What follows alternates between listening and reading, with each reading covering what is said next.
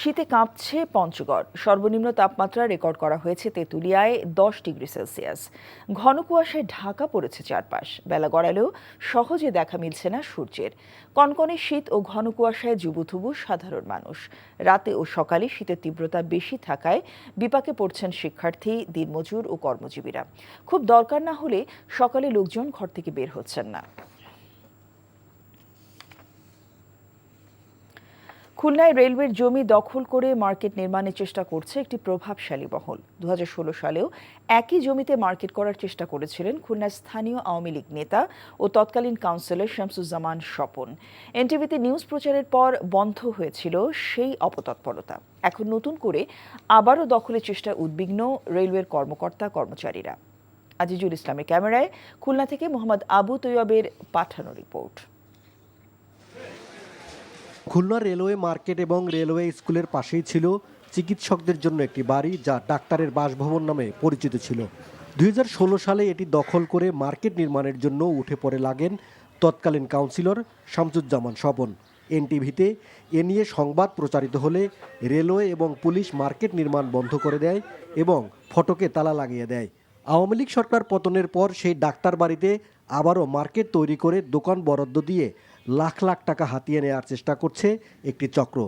অবৈধভাবে কোনো বৈধতা নেই, তাদের কাছে কেউ করেনি। এই যে হয়তো ওই পথ পরিবর্তনের বিভিন্ন জায়গায় এরকম হয়তো বা হতে পারে। এটা আমি কি বলবো, মানে আমাদের রেল থেকে আমরা কোনো ডকুমেন্টারি তাদেরকে দিই। আর যেহেতু কোয়ার্টার সংলগ্ন আমাদের কোয়ার্টার এরিয়া, আমরা কোনো লিজ কিংবা লাইসেন্স দেওয়ার কোনো এখতিয়ার নেই। এ ব্যাপারে অভিযুক্তের বক্তব্য নিতে গেলে ক্ষোভ প্রকাশ করেন তিনি। রেলওয়ে এসে দখল করে নিয়ে যায়। এসব নাটক বাদ দেন আইজুল ভাই, এসব নাটক বাদ দেন, এসব নাটক বাদ দেন। আপনি অহেতুক কেন আমার কাছে আসছেন? আমি এই বিষয়ে জড়িত না, আমার নামে কোনো হইলে কিন্তু আমি মামলা করি। ডাক্তার বাড়িতে মার্কেট নির্মাণের পায়তারায় উদ্বেগ প্রকাশ করেছেন সচেতন নাগরিক কমিটির নেতারা।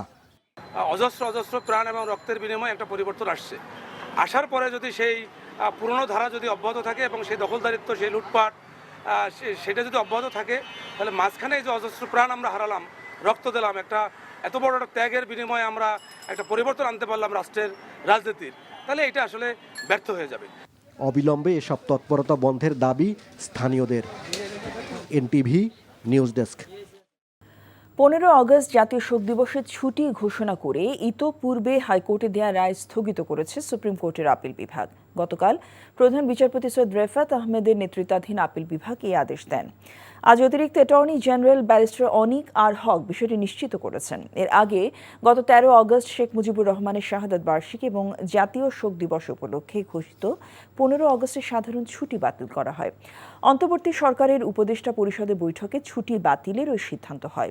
1996 সালে আওয়ামী লীগ সরকারের আমলে প্রথম 15 আগস্টকে জাতীয় শোক দিবস ঘোষণা করা হয়।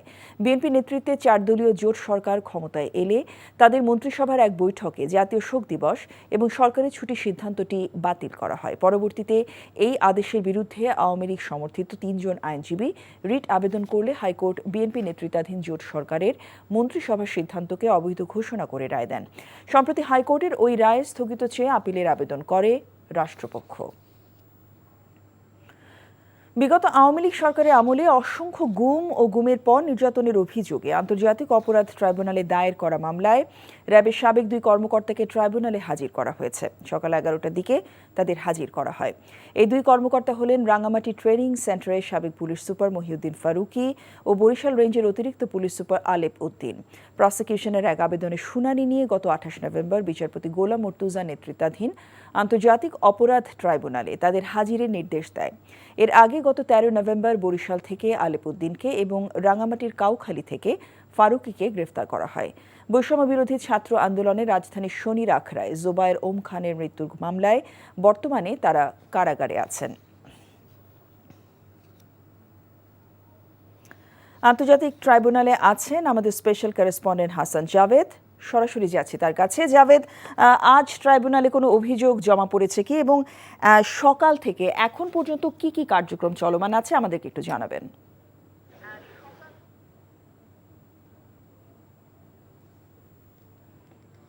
জসিন্তা, আন্তর্জাতিক অপরাধ ট্রাইব্যুনালের যে চেয়ারম্যান বিচারপতি গোলাম মুর্তুজা মজুমদারের নেতৃত্বাধীন 3 সদস্যের ট্রাইব্যুনালে আজকে সকাল 11টার দিকে কিন্তু এই দুই আসামিকে আনা হয় কারাগার থেকে। তারপর তাদেরকে এখন ট্রাইব্যুনালে যে গারদ, সেই গারদে রাখা হয়েছে। এখনও মানে যে বিচার কক্ষ সেখানে কিন্তু তাদেরকে এখনও ওঠানো হয়নি, কারণ বিচারপতিরাও এখনও এজলাসে বসেননি। তো তাদেরকে ওনারা যখন বসবেন তখনই কিন্তু তাদেরকে সেখানে ওঠানো হবে। এবং আজকে যে জিনিসটি হবে, এই দুজনকে গুমের ঘটনায় যে মামলা হয়েছে সেই মামলায় তাদেরকে আন্তর্জাতিক অপরাধ ট্রাইব্যুনাল যে মামলা হয়েছে সেই মামলা তাদেরকে গ্রেফতার দেখিয়ে কারাগারে প্রেরণ করা হবে। এবং ইতোমধ্যেই জানেন যে এর আগে এই দুজনকে এই মামলায় হাজির করার জন্য প্রসিকিউশনের পক্ষ থেকে আবেদন করা হয়েছিল। সেই প্রেক্ষিতে ট্রাইব্যুনাল আদেশ দিয়েছিলেন আজকে সোমবার আনার জন্য। তাদেরকে কিন্তু আনা হয় এবং তারা কিন্তু ইতিমধ্যেই অন্য একটি মামলায় গ্রেফতার আছেন।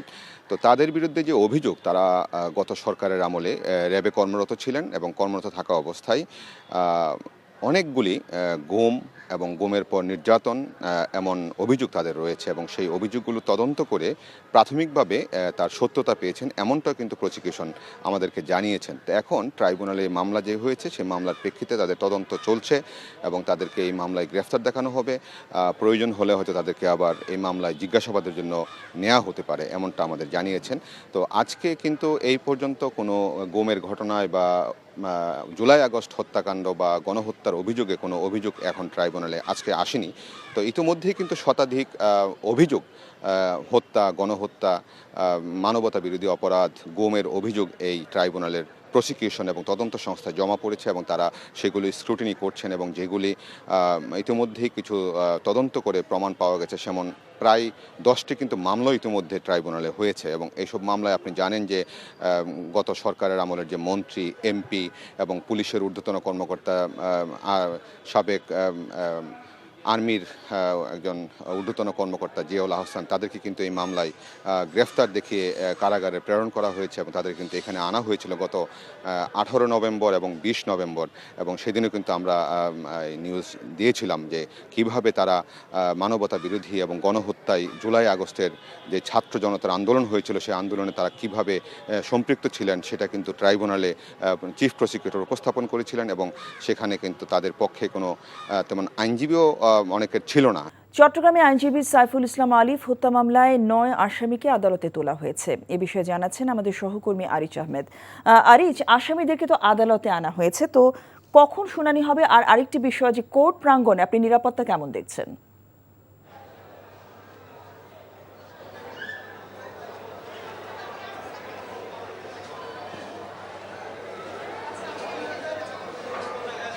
হ্যাঁ জসিন্তা, এখানে যৌথ বাহিনী ব্যাপক নিরাপত্তা ব্যবস্থা গ্রহণ করেছেন।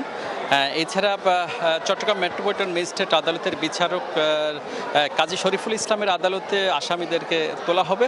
এরা গত মঙ্গলবার যেই দিন অ্যাডভোকেট সাইফুল ইসলামকে হত্যা করা হয় সেই দিন রাতে আসলে তাদেরকে গ্রেপ্তার করা হয়েছে এবং আমাদেরকে পুলিশ যেটা বলেছেন যে তাদেরকে সিসিটিভি ফুটেজ দেখে এবং ঘটনাস্থল তারা জড়িত আছে এমন তথ্যের ভিত্তিতে তাদেরকে ওই দিন রাতে অভিযানে গ্রেপ্তার করা হয় এবং এরপরে পুলিশের একটি মামলায় তাদেরকে কারাগারে নেওয়া হয়েছে। গতকাল যেটা দেখেছি আমরা, সাইফুল ইসলামের বাবা যে হত্যা মামলাটি দায়ের করেছেন সেখানে 31 জনকে আসামি করা হয়েছে। ওই মামলার মধ্যে যেই 9 জনকে পুলিশ গ্রেপ্তার করেছে এবং তাদেরকে গ্রেপ্তার দেখানোর জন্য আজকে আবেদন করা হয়েছে আদালত সূত্র যেটি বলেছে এটি বিকেলে শুনানি হবে এবং তাদেরকে ওই মামলায় গ্রেপ্তারের জন্য যে শুনানি আছে সেইখানে সেই শুনানিটি বিকেল 4টার দিকে হতে পারে, এমনটি জানিয়েছে আদালত সূত্রে। তবে আমাদেরকে এখন তাদেরকে হাজতখানায় রাখা হয়েছে এবং আদালতের পুলিশ যেটা বলেছেন, কারাগার থেকে দুর্লভ দাস, রাজীব ভট্টাচার্য, রুমিত দাস, গগন দাস, বিশাল দাস, সুমিত দাস, মনু দাস, নয়ন দাস এবং আমান দাসকে আনা হয়েছে এবং তারা ওই দিন যে রঙ্গম সিনেমা হলের গলিতে যে অ্যাডভোকেট সাইফুল ইসলাম হত্যার ঘটনার সাথে জড়িত আছে এমনটি তারা নিশ্চিত হয়েছেন। এছাড়া আপনি জানেন যে চট্টগ্রামে একটু পরে এখানে চট্টগ্রামে হেফাজতে ইসলাম তাদের বিভিন্ন দাবিতে ভারতীয় বিভিন্ন গণমাধ্যম যে বাংলাদেশ নিয়ে নানা রকম ষড়যন্ত্র করছে এবং ইসকন নেতা চিন্ময় দাসকে গ্রেপ্তারের পর থেকে যেভাবে নানাভাবে অপ্রচার চালাচ্ছে তার প্রতিবাদে এবং ইসকন নিষিদ্ধের দাবিতে চট্টগ্রামে আজকে বিশাল একটি প্রতিবাদ সভা শুরু করেছে এবং এটি জমিতুল পালাই শুরু হয়েছে এবং এটি ভারতীয় সহকারী হাই কমিশনারের দপ্তর ঘেরাওর কর্মসূচি আছে। তবে প্রশাসন চাইছে যে চট্টগ্রাম জেলা প্রশাসকের মাধ্যমে যদি স্মারকলিপিটা দেওয়ার একটা কর্মসূচি তাদেরকে হাতে দিয়েছে। এই ছিল জসিন্তা চট্টগ্রামের সর্বশেষ।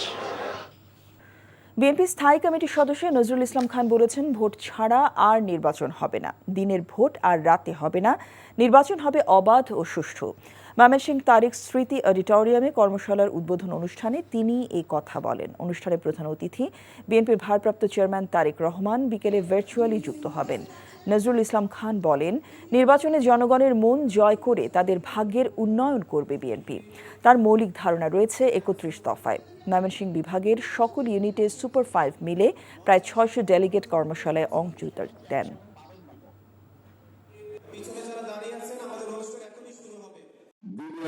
রাতে করার সুযোগ আর নাই, দামি প্রার্থী দিয়ে জোটারও আর সুযোগ নাই। এখন সুষ্ঠু নির্বাচন হবে, সেই নির্বাচন অবাধে জনগণ ভোট প্রয়োগ করবে। জামায়াতে ইসলামের আমির ডক্টর শফিকুর রহমান বলেছেন, একটি উগ্র গোষ্ঠী বাংলাদেশকে অস্থিতিশীল করতে চট্টগ্রামে আইনজীবী সাইফুল ইসলাম আলিফকে হত্যা করেছে। তারা চেয়েছিল বাংলাদেশকে তপ্ত শ্মশানে পরিণত করতে, কিন্তু এদেশের দায়িত্বশীল মুসলমানরা তাদের পাতানো ফাঁদে পা দেয়নি। সকালে ঝালকাঠি শহরের একটি কমিউনিটি সেন্টারে জামায়াতের সমাবেশে তিনি কথা বলেন। জামায়াত আমির বলেন, তাদের নেতাকর্মীরা ধৈর্য ধরেছেন, দেশের মানুষকে শান্ত করেছেন। এদেশে হিন্দু, মুসলমান, বৌদ্ধ, খ্রিস্টান সকলে ঐক্যবদ্ধভাবে শান্তিতে বসবাস করবে। তার দল এমন বাংলাদেশ চায় যেখানে কোর্ট, কাচারি, অফিস, আদালতে কোথাও গিয়ে আপনি লাঞ্ছিত হবেন না। জামায়াত রাষ্ট্রীয় ক্ষমতায় গেলে কাউকে অধিকার ভিক্ষা করতে হবে না, সবাইকে তার অধিকার সম্মানের সাথে দেয়া হবে বলেও উল্লেখ করেন তিনি। চট্টগ্রাম আদালতে একজন আইনজীবীকে কিছু উগ্র গোষ্ঠী হত্যা করলো।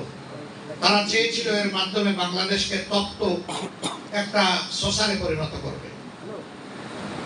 ফুটতে থাকবে বাংলাদেশ, জ্বলতে থাকবে বাংলাদেশ, ভুলে খেলা হবে রক্তে। কিন্তু আলহামদুলিল্লাহ এদেশের দায়িত্বশীল মানুষ, বিশেষ করে মুসলমানরা শত্রুদের পাতানো ফাঁদে পা দেয় না। আমলা, রাজনীতিবিদ এবং ব্যবসায়িক গোষ্ঠীর আতাতে গত ১৫ বছরে দেশে চোরতন্ত্র কায়েম হয়েছে বলে জানিয়েছে শ্বেতপত্র প্রণয়ন কমিটি।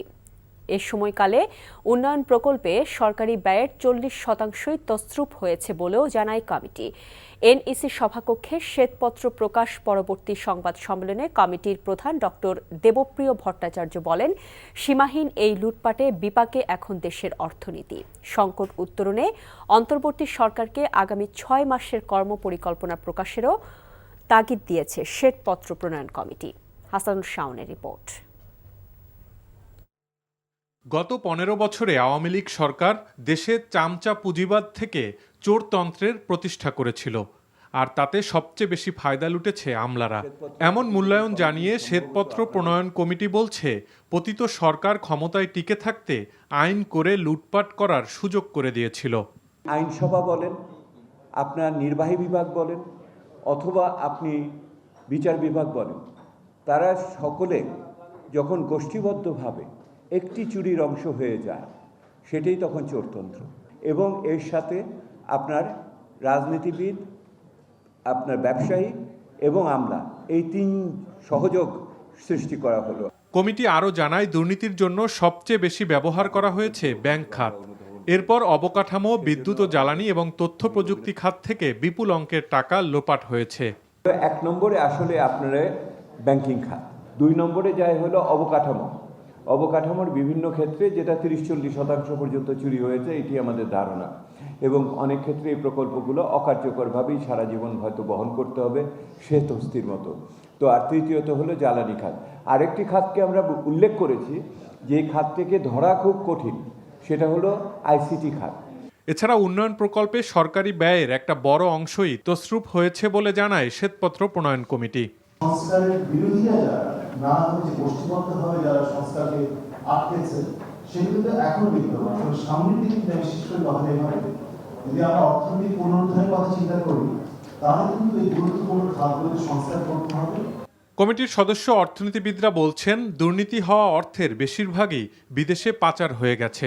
প্রবণতা আমরা দেখি সেটা হলো যে এটার বড় একটা অংশ দেশের বাইরে চলে গেছে, কিন্তু সবটাই যে দেশের বাইরে চলে গেছে তা সেটার বিনিময় কিন্তু এখনো আছে। দুর্নীতি করে যদি 100 টাকা হয় তার মধ্যে হয়তো 60 টাকা বাইরে নিয়ে গেছে, 40 টাকা এখনো অর্থনীতির ভিতরে আছে। শ্বেতপত্র কমিটি বলছে, আগামী 6 মাস অর্থনীতির জন্য খুব গুরুত্বপূর্ণ, তাই সরকারকে একটি মধ্যমেয়াদী নীতি গ্রহণ করতে হবে। Hasanul Shaon, NTV news, Dhaka. ISKCON নিয়ে ভারতীয় মিডিয়া গুজব ছড়াচ্ছে উল্লেখ করে স্বরাষ্ট্র উপদেষ্টা অবসরপ্রাপ্ত লেফটেন্যান্ট জেনারেল মোহাম্মদ জাহাঙ্গীর আলম চৌধুরী বলেছেন, এ ব্যাপারে বাংলাদেশের মিডিয়াকে সতর্ক থাকার আহ্বান জানান। তিনি বলেন, দেশের পরিস্থিতি স্বাভাবিক হতে মানুষকে ধৈর্য ধরতে হবে। দুপুরে রংপুরের পীরগঞ্জের বাবনপুর গ্রামে আবু সাইদের কবর জিয়ারত শেষে সাংবাদিকদের এসব কথা বলেন তিনি। পরে পরিবারের সদস্যদের খোঁজ খবর নেন। এ সময় তিনি আবু সাইদ ফাউন্ডেশনের জন্য 10 লাখ টাকা অনুদান ঘোষণা এবং শীত বস্ত্র বিতরণ করেন। স্বরাষ্ট্র উপদেষ্টা বলেন, মিথ্যা মামলা দায়েরকারী বা মামলা বাণিজ্যকারীদের বিরুদ্ধে ব্যবস্থা গ্রহণ করা হবে। বিজিবির মহাপরিচালক মেজর জেনারেল আশফাকুজ্জামান সহ ঊর্ধ্বতন কর্মকর্তারা এ সময় উপস্থিত ছিলেন।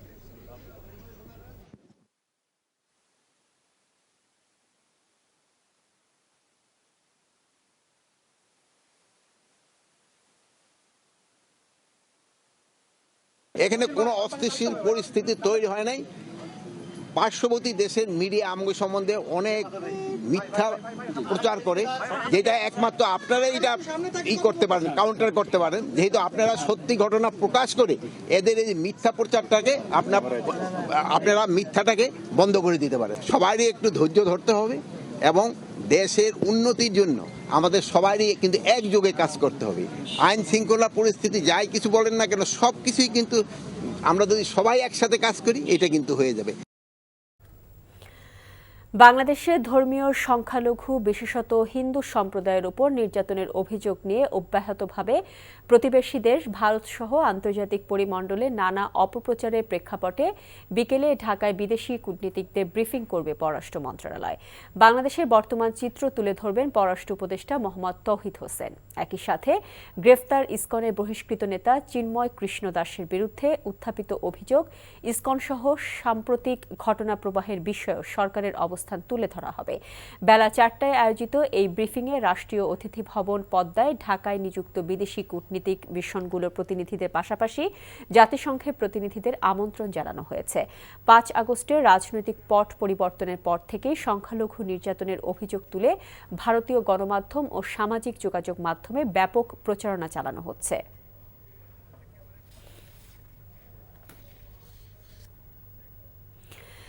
আগামী 2রা মার্চ চূড়ান্ত ভোটার তালিকা প্রকাশ করবে নির্বাচন কমিশন। এ বিষয়ে জানতে এখন যাচ্ছি আগারগাঁওয়ে নির্বাচন কমিশন ভবনে। সেখানে আছেন আমাদের সিনিয়র রিপোর্টার জুনায়েদ আল হাবিব। জুনায়েদ, ভোটার তালিকা প্রকাশ নিয়ে কি বলছে নির্বাচন কমিশন, কি তথ্য আছে আপনার কাছে?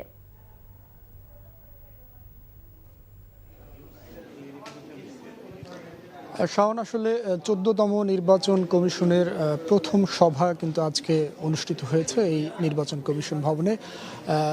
বেলা 11টার দিকে মূলত এই বৈঠকটি শুরু হয়। প্রায় 2.5 ঘন্টা ব্যাপী তারা আসলে বৈঠক করেছেন, যেখানে প্রধান নির্বাচন কমিশনার সহ অন্যান্য যারা কমিশনার রয়েছেন এবং নির্বাচন কমিশনের ঊর্ধ্বতন যারা কর্মকর্তা রয়েছেন তারা কিন্তু এই বৈঠকে অংশ নিয়েছেন। তো মূলত আজকে 3টি এজেন্ডা নিয়ে এই আজকে আলোচনা হয়েছে বলে প্রধান নির্বাচন কমিশনার আমাদেরকে জানিয়েছেন।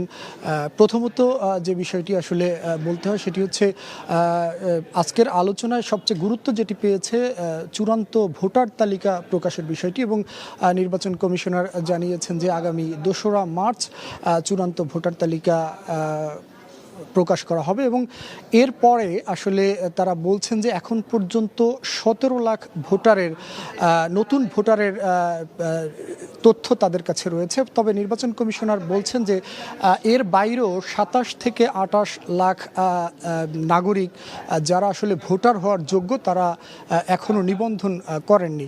তো সেই নাগরিকদের আসলে ভোটার তালিকা অন্তর্ভুক্ত করতে তারা আগামী 2রা মার্চ চূড়ান্ত তালিকা প্রকাশের পর বাড়ি বাড়ি গিয়ে মূলত তথ্য সংগ্রহেরও কিন্তু সিদ্ধান্ত নেওয়া হয়েছে।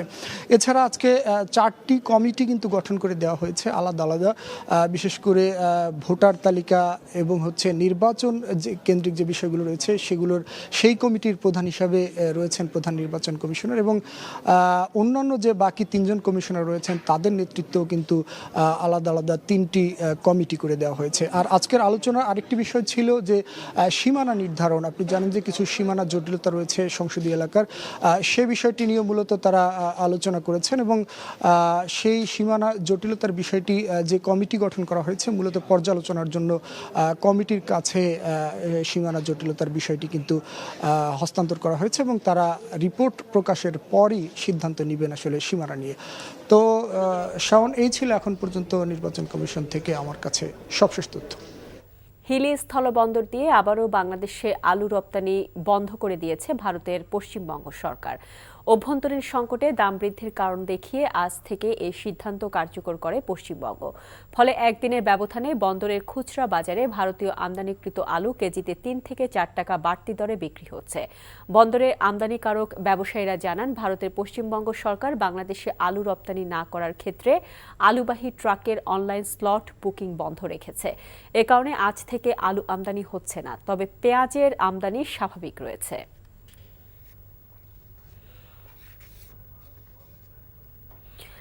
অবিলম্বে বাজার মূল্য নিয়ন্ত্রণ ও সিন্ডিকেট চিহ্নিত করে জড়িতদের বিচারের আওতায় আনার দাবি জানিয়েছে ভোক্তা অধিকার নিয়ে কাজ করা সংগঠন consumers association of Bangladesh cab. দুপুরে জাতীয় প্রেস ক্লাবের সামনে অসাধু ও মুনাফা শিকারী ব্যবসায়ীদের কারসাজিতে নিত্য পণ্যের দাম অস্বাভাবিক বাড়ার প্রতিবাদে এক মানববন্ধনে ক্যাবের নেতারা 8 দফা দাবি জানান। বক্তারা বলেন, সরকারের লক্ষ্য হওয়া উচিত জনগণকে স্বস্তি দেওয়া, কিন্তু দেশে এখন সেই স্বস্তি নেই। দ্রব্যমূল্যের দাম কমাতে সবার আগে সার, কীটনাশক, বিদ্যুতের দাম কমানোর দাবি জানান বক্তারা। সেই সাথে বাজার মনিটরিংয়ে জনগণের সম্পৃক্ততার পাশাপাশি বাজার ব্যবস্থার সংস্কারের জন্য কমিটি গঠনের অনুরোধ জানান বক্তারা। বেশি লাভ করার জন্য শুধুমাত্র অতি লোভের কারণে কিন্তু এই পণ্যের দাম অনেক ক্ষেত্রে বৃদ্ধি পেয়েছে। ঠিক একই অবস্থা আপনার পেঁয়াজের ক্ষেত্রে, একই অবস্থা আলুর ক্ষেত্রে, একই অবস্থা ভোজ্য তেলের ক্ষেত্রে। আইনের আওতায় এনে তাদেরকে শাস্তির বিধান না করার কারণে এই দেশে কোনো আইন কার্যকরী হবে না। আমার দেশ পত্রিকার সম্পাদক মাহবুবুর রহমান বলেছেন, ভারত বাংলাদেশকে স্বাধীন দেশ মনে করে না, তারা বাংলাদেশকে ভারতের উপনিবেশ মনে করে। তাই স্বাধীনতা অক্ষুণ্ণ রাখতে সবাইকে সোচ্চার থাকতে হবে। দুপুরে ব্রাহ্মণবাড়িয়ায় হেফাজতে ইসলামের কেন্দ্রীয় মহাসচিব সহ আলেম উলামাদের সাথে সৌজন্য সাক্ষাৎ শেষে তিনি একথা বলেন। বাংলাদেশকে স্বাধীন দেশ মনেই করে না, তারা বাংলাদেশকে ভারতের উপনিবেশ মনে করে। হিন্দুত্ববাদীদের নিয়মিত মিথ্যার উপরে দাঁড়ানো, তারা তো মিথ্যার উপরে দাঁড়িয়ে আছে। কাজে মিথ্যা দিয়ে তারা পৃথিবীকে জয় করতে চায়, কিন্তু আল্লাহর আইন হচ্ছে যে সত্যের জয় হবে এবং মিথ্যা বিদরিত হবে। টঙ্গীর বিশ্ব ইজতেমায় দিল্লির মাওলানা সাদকে অংশ নেয়ার অনুমতি দেওয়ার দাবিতে জেলা প্রশাসকের মাধ্যমে প্রধান উপদেষ্টা বরাবরে স্মারকলিপি দিয়েছেন বিভিন্ন জেলার সাদ অনুসারীরা। বিশ্ব ইজতেমায় মাওলানা সাদের উপস্থিতি নিশ্চিত করার পাশাপাশি 20 থেকে 24 ডিসেম্বর ইজতেমা ময়দানে 5 দিন ব্যাপী জোর ইজতেমা করার দাবিতে গাজীপুর জেলা প্রশাসকের মাধ্যমে প্রধান উপদেষ্টা বরাবর স্মারকলিপি প্রদান করেন সাদপন্থীরা। নাটোরে তাবলিগের সাদ সমর্থকরা জেলা প্রশাসকের কার্যালয়ের সামনে অবস্থান কর্মসূচি পালন করেন। পরে তারা জেলা প্রশাসক ও পুলিশ সুপারের কাছে স্মারকলিপি প্রদান করেন। দুপুরে ব্রাহ্মণবাড়িয়ায় জেলা প্রশাসকের মাধ্যমে প্রধান উপদেষ্টা বরাবর স্মারকলিপি প্রদান করা হয়। একই দাবিতে সকালে চাঁদপুরে জেলা প্রশাসক ও জেলা পুলিশ সুপার বরাবর স্মারকলিপি প্রদান করেন সাদ সমর্থকরা। বাংলাদেশের বিরুদ্ধে ভারতীয় মিডিয়া ও রাজনীতিকদের প্রোপাগান্ডার প্রতিবাদে চট্টগ্রাম জেলা প্রশাসককে স্মারকলিপি দিয়েছে হেফাজতে ইসলাম। দুপুরে চট্টগ্রামের জামিয়াতুল ফালাহ মসজিদের সামনে গণজমায়েত করেছে হেফাজতে ইসলাম। হেফাজতে ইসলামের নেতারা বলেন, দেশের পরাজিত শক্তি হিন্দুদের একটি অংশকে ব্যবহার করে বিশৃঙ্খলা ও নৈরাজ্য সৃষ্টির পাঁয়তারা চালাচ্ছে। এর অংশ হিসেবে দেশকে অস্থিতিশীল করার অপতৎপরতা চালাচ্ছে ইসকন। গণজামায়াতে শেষে বিক্ষোভ মিছিল বের করা হয়। পরে জেলা প্রশাসকের কার্যালয়ে গিয়ে প্রধান উপদেষ্টা বরাবর স্মারকলিপি প্রদান করা হয়। মৌলভীবাজারে পিএইচপি কোরআনের আলো প্রতিভার বাছাই পর্ব অনুষ্ঠিত হয়েছে। জেলার বিভিন্ন মাদ্রাসা থেকে মোট 50 জন প্রতিযোগী অংশ নেন। এর মধ্যে বাছাই করা হয় 8 জনকে। বিচারকের দায়িত্ব পালন করেন হাফেজ কারি হাসানুজ্জামান। প্রতি বছরের মতো এবারও মিডিয়া পার্টনার হিসেবে জনপ্রিয় স্যাটেলাইট চ্যানেল এনটিভির মাধ্যমে পবিত্র রমজানে তেলাওয়াত পরিবেশিত হবে। আয়োজকরা জানান, জাতীয় পর্যায়ে শ্রেষ্ঠ 4 জনকে যথাক্রমে 4 লাখ, 3 লাখ, 2 লাখ ও 1 লাখ টাকা করে পুরস্কার প্রদান সহ পবিত্র ওমরা পালনের সুযোগ থাকবে।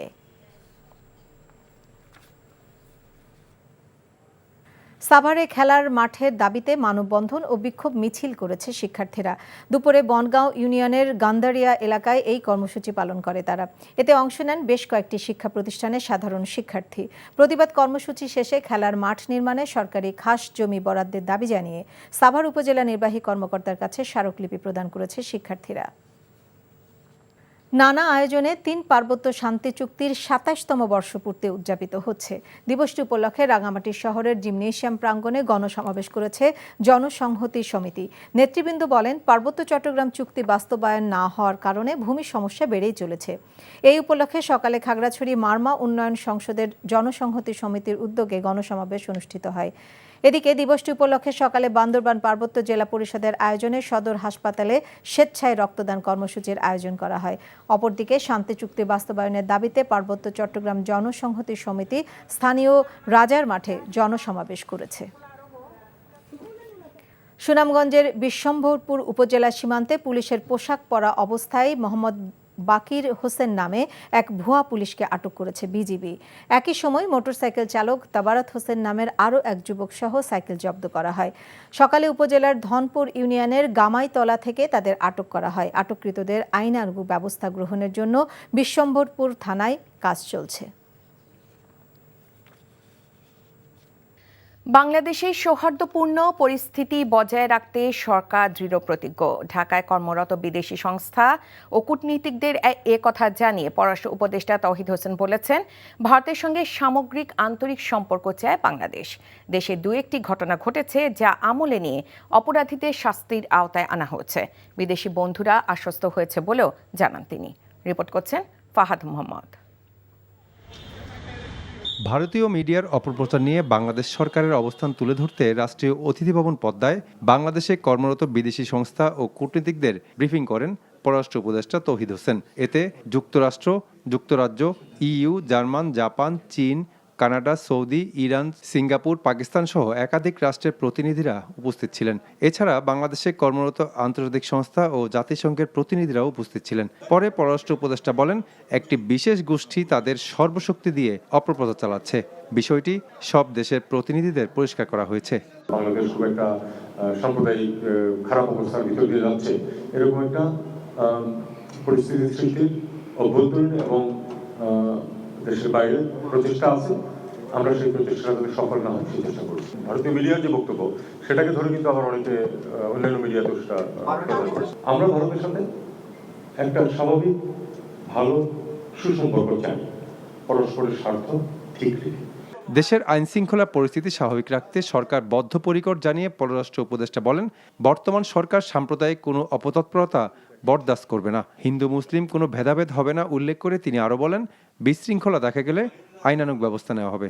এই সরকার কোনো ধরনের কোনো সাম্প্রদায়িক যে কার্যকলাপ সেটাকে বরদাস্ত করবে না, এবং সেটা হিন্দু বলে কথা নয়, মুসলিম বলে কথা নয়। আমরা সবাইকে সমান চোখে দেখব এবং এই মেসেজটা আমরা সবাইকে দিতে চাই, পার্টিকুলার কোনো একটা অংশকে না, সবাইকে এই মেসেজটা দিতে চেয়েছি। এবং এটাও আমরা বলেছি যে এ ব্যাপারে আইন তার গতিতে চলবে এবং সেখানে যদি কেউ বিশৃঙ্খলা সৃষ্টির চেষ্টা করে অবশ্যই সেটাকে শক্ত হাতে দমন করা হবে। বাংলাদেশে শান্তিরক্ষী পাঠানোর বিষয়ে পশ্চিমবঙ্গের মুখ্যমন্ত্রী মমতা ব্যানার্জির বক্তব্য তার রাজনীতির জন্য ঠিক হয়নি বলেও মন্তব্য করেন পররাষ্ট্র উপদেষ্টা। রাজনীতিবিদরা তো সবসময় রাজনৈতিক দৃষ্টিকোণ থেকেই বক্তব্য দিয়ে থাকেন। আমি মনে করি এটা পশ্চিমবঙ্গের রাজনীতিতে তার অবস্থানের জন্য এটা হয়তো সহায়ক হবে। Fahad Mohammad, NTV news, Dhaka. প্রধান একটি প্রতিপক্ষ দুর্বল হয়ে গেলেও আগামী জাতীয় নির্বাচন যে কোনো নির্বাচনের চেয়ে কঠিন হবে বলে মন্তব্য করেছেন বিএনপির ভারপ্রাপ্ত চেয়ারম্যান তারেক রহমান। তাই দলের নেতাকর্মীদের জনসম্পৃক্ততা বাড়ানোর আহ্বান জানিয়েছেন তিনি। বলেন, দেশ ও মানুষের ভাগ্য পরিবর্তনের জন্যই বিএনপি ৩১ দফা সংস্কার প্রস্তাবনা দিয়েছে। খুলনা ও ময়মনসিংহে দলের বিভাগীয় কর্মশালায় এসব বলেন তারেক রহমান। আবু তৈয়ব ও আইয়ুব আলীকে সাথে নিয়ে ইমরুল আহসানের রিপোর্ট। রাষ্ট্র সংস্কারে বিএনপি ঘোষিত ৩১ দফা প্রান্তিক পর্যায়ে পৌঁছে দিতে ধারাবাহিক কর্মসূচির অংশ হিসেবে রোববার খুলনা ও ময়মনসিংহে একযোগে কর্মশালার আয়োজন করে বিএনপি। দলের কেন্দ্রীয় নেতারা অংশ নেন এতে। লন্ডন থেকে ভার্চুয়ালি যুক্ত হয়ে মাঠ পর্যায়ে নেতাকর্মীদের বিভিন্ন প্রশ্নের উত্তর দেন তারেক রহমান। নেতাকর্মীদের আত্মতুষ্টিতে না ভোগার আহ্বান জানিয়ে তিনি বলেন, নির্বাচনে জয়ী হতে হলে জয় করতে হবে মানুষের মন। দিন যত যাচ্ছে তত পরিষ্কার হচ্ছে সামনের যে নির্বাচন এটি এত সহজ না। হতে পারে আমাদের একটি প্রধান প্রতিপক্ষ অনেক দুর্বল হয়ে গেছে, তারপরেও এই নির্বাচন বাংলাদেশের যে কোনো নির্বাচনে থেকে অনেক কঠিন নির্বাচন হতে যাচ্ছে। কারণ ২০ বছর আগের আপনি যদি সেই ২০০১-এর নির্বাচন ধরে থাকেন, সেই সময় থেকে মানুষের চিন্তাধারা পরিবর্তন হয়েছে। আমাদের কিছু কিছু নেতৃবৃন্দ, কিছু কিছু কর্মী, কিছু কিছু সহকর্মীর মধ্যে একটি চিন্তা ঢুকে গেছে যে আমরা ক্ষমতায় বোধহয় চলে যাচ্ছি বা চলে গিয়েছি। সকলকে আমি দৃঢ়ভাবে বলবো, আমরা ক্ষমতায় যাইনি। আমরা ক্ষমতায় যাব কিনা আমরা জানি না। তখনই আমরা ক্ষমতায় যেতে পারবো যখন আমরা বাংলাদেশের জনগণের সমর্থন পাবো। রাষ্ট্র সংস্কারের ভাবনার কথা সবার আগে তুলে ধরেছে বিএনপি মন্তব্য করে তারেক রহমান বলেন, সাধারণ মানুষের জন্যই রাজনীতি করে বিএনপি। আমরা হয়তো অনেক কিছু অতীতে যখন দেশ পরিচালনার সুযোগ ছিল আমাদের হাতে, হয়তো সবকিছু যা যা বলেছি আমরা করতে পারিনি, হয়তো অনেক কিছু করতে পারিনি, অনেক কিছু করেছি আবার অনেক কিছু করতে পারি। কিন্তু তারপরেও বিএনপি যে দেশের কথা চিন্তা করে, দেশের মানুষের কথা চিন্তা করে এবং চিন্তা করেই যে এই যে ৩১ দফা বা সংস্কার প্রস্তাব দিয়েছে ২ বছর আগে, এটাই প্রমাণ করে যে বিএনপি দেশ এবং দেশের মানুষের কথা চিন্তা করে। গত ১.৫-২ মাস ৩ মাস ধরে যারা অনেকে সংস্কারের কথা বলছে, আমরা এই ৩১ দফার ভিতরে যা যা বলেছি কম বেশি তারা কিন্তু সেই কথাগুলোই বলছেন, এর বাইরে খুব একটা যাবার কোনো রাস্তা নেই। ক্ষমতায় গেলে ৩১ দফার আলোকে রাষ্ট্র পরিচালনার প্রতিশ্রুতি পুনর্ব্যক্ত করেন তারেক রহমান। Imrul Ahsan, NTV news, Dhaka.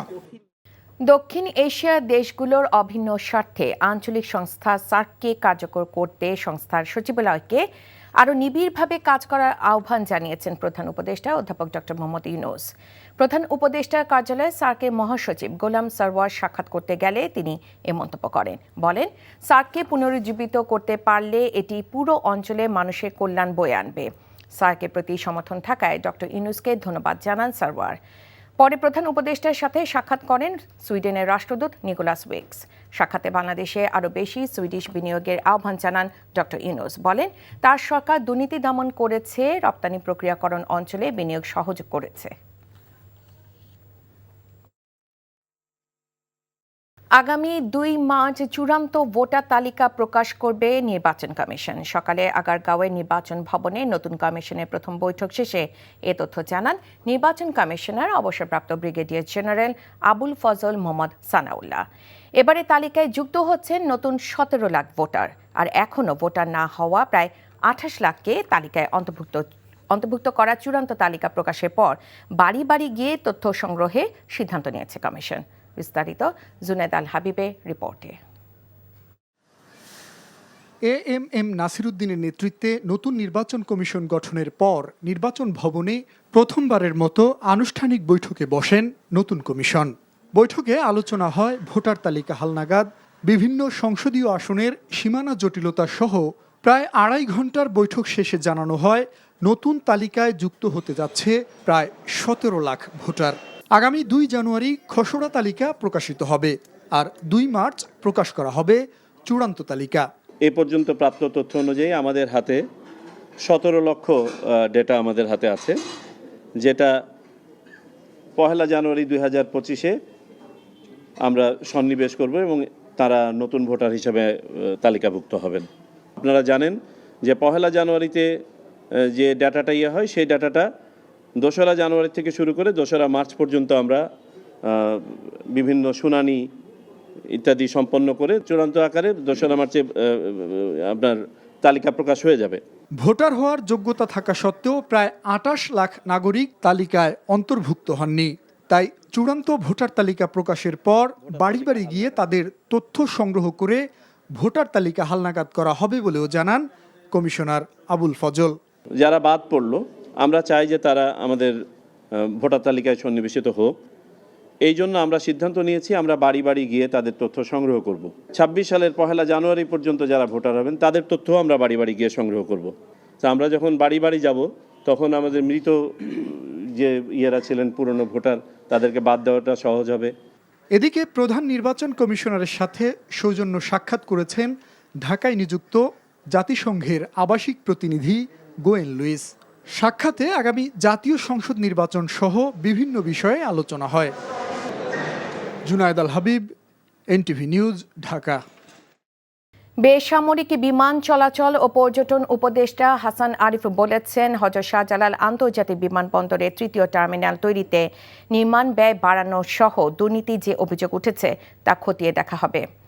সকালে রাজধানী একটি হোটেলে বিমানবন্দরের ৩য় টার্মিনাল বিষয়ক গোল টেবিল বৈঠকে এসব কথা বলেন তিনি। আরও জানান, নতুন টার্মিনাল চালু হতে আরও ১ বছর সময় লাগবে। অনুষ্ঠানে ৩য় টার্মিনাল ঘিরে বিগত সরকারের নানা অনিয়ম ও দুর্নীতি চিত্র তুলে ধরা হয়, যেখানে উঠে আসে অযাচিতভাবে টার্মিনালে নির্মাণ ব্যয় বাড়ানো, নিম্নমানের নির্মাণ সামগ্রী ব্যবহার, নকশাগত ও পরিকল্পনা ত্রুটিসহ বিভিন্ন সমস্যার কথা। বিশেষ করে টার্মিনালে গ্রাউন্ড হ্যান্ডেলিং থেকে শুরু করে নানা সীমাবদ্ধতার কথাও জানান বক্তারা। ৩০,০০০ কোটি টাকা যে খরচ, সেই খরচের বিষয়টা আসছে, ব্যয় যেটা হয়েছে। তো সব এই আলম সাহেবের এর মধ্যেই আসছে যে কি নোট পেপারের মধ্যে উনি এই প্রশ্নটা তুলেছেন যে দুর্নীতি না হলে এই খরচটা এতটা হতো না। তো সেটা নিশ্চয়ই আমরা খুঁটিয়ে দেখব। বাংলাদেশ বিমান এই এত বড় একটা কর্মযজ্ঞে তাদের দক্ষতা এবং সক্ষমতা আছে কি নেই, এটা প্রাথমিকভাবে একটা পারসেপশনের বিষয়। তার কারণ আমরা বিমানের যে সার্ভিস এতদিন পেয়ে আসছি সেটা মনপুত না।